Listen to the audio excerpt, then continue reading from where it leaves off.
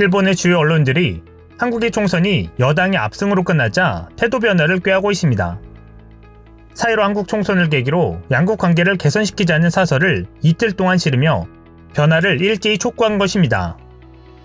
내부적으로 상당한 어려움에 처해 있는 일본은 한일 관계가 더 어려워질 것을 우려해 한국에 정면 돌파를 하는 모양새가 되고 있습니다.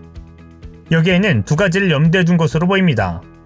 하나는 코로나19 극복을 위한 양국 협력, 아니 한국의 도움을 요청하기 위한 것이고, 다른 하나는 더 냉각될지 모르는 한일 관계를 한국 총선과 코로나19 사태를 통해 완화시켜보려는 것으로 보입니다. 19일 아사히 신문은 사설에서 코로나19 검사를 대폭 확대해 한국 총선에서 여당이 압승한 것을 거론하며 약 1개월 전 한국의 진단 방식에 쓴웃음을 짓던 일본 당국자의 어조가 완전히 달라졌다라고 설명했습니다. 또한 현재 양국 경제인들이 진단키트를 포함한 의료기구를 한국에서 일본에 들여오기 위해 분주히 움직이고 있다라며 바이러스에 국경은 없다, 역사 및 영토 문제는 더더욱 있을 리 없다라며 이전과는 180도 다른 발언으로 다급한 속내를 드러냈습니다. 도쿄신문 역시 18일 한국 여당 압승, 지금이야말로 협력할 때라는 사설을 내고 문재인 정권의 남은 임기 동안 안정적인 국회 운영이 가능해졌다라며 예상대로 강제징용 소송을 언급했습니다. 또한 신문은 어려운 역사 문제 해결에 있어 지금은 이념과 원칙에 집착하지 않고 협력해야 할 때라며 관계 개선 추진을 요청했습니다. 같은 날 니혼게이제이 신문은 선거를 양국 관계 개선에 호기로란 사설에서 해외에서 코로나19를 피해 귀국을 희망하는 양국 국민을 위해 공동으로 전세기를 수배하고 상대국 전세기에 자국민을 탑승시킨 사례를 부각시키며 신뢰관계 회복을 희망했습니다. 이런 상황 속에 전직 아사히 신문 기자와 편집장을 지낸 사토 아키라는 아베 총리의 코로나 대처 방식에 대한 격한 분노를 드러내는 트윗글을 올려 관심을 받고 있습니다.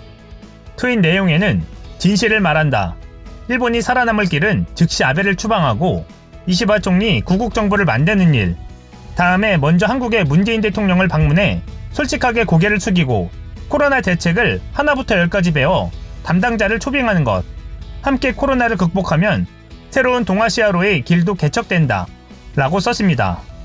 한편 코로나19 방역 모범국으로 꼽혔던 인구 585만 명의 싱가포르는 세계 각국이 휴교령, 개학, 연기 조치를 한 가운데 지난달 23일 예정대로 개학을 진행하며 화를 불렀습니다. 개학 하루 전 옹예쿵 싱가포르 교육부 장관은 SNS에 성인보다 어린이가 코로나19에 덜 감염된다는 과학적 근거가 있다라고 자신감을 보이기도 했었습니다. 또 학교 안이 더 안전하다며 맞벌이 부부 등을 위해서라도 개학이 필요하다라고 강조했습니다.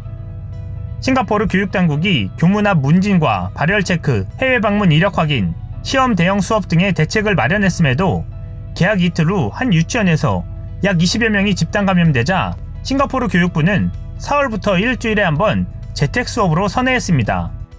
이후 누적 확진자가 1,000명을 넘으며 빠르게 늘자 리셴융 싱가포르 총리는 지난 3일 재택 수업 전환을 선언했습니다. 그러자 섣부른 개학과 일상으로의 빠른 복귀가 코로나19 재확산을 부추겼다는 비판이 나왔습니다. 방심과 안일한 대응이 감염의 불씨가 되면서 방역 모범국이란 위상도 무색해진 것입니다.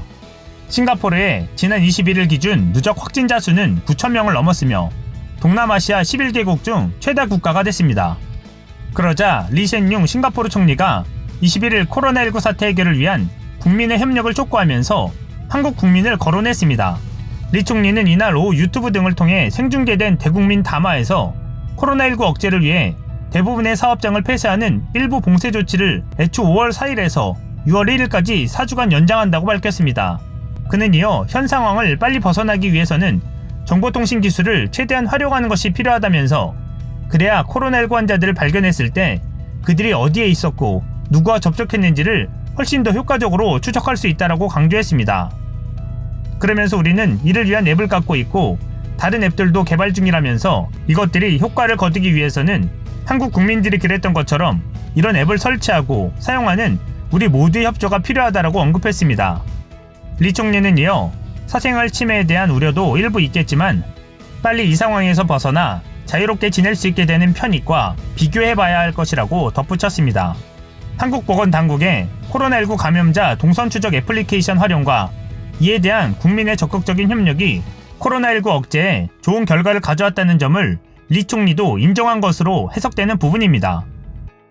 한국을 은근히 경쟁 상대로 삼던 일본과 싱가포르가 결국 한국에 도움을 청할 수밖에 없게 된 모양새입니다. 이상 시온TV였습니다.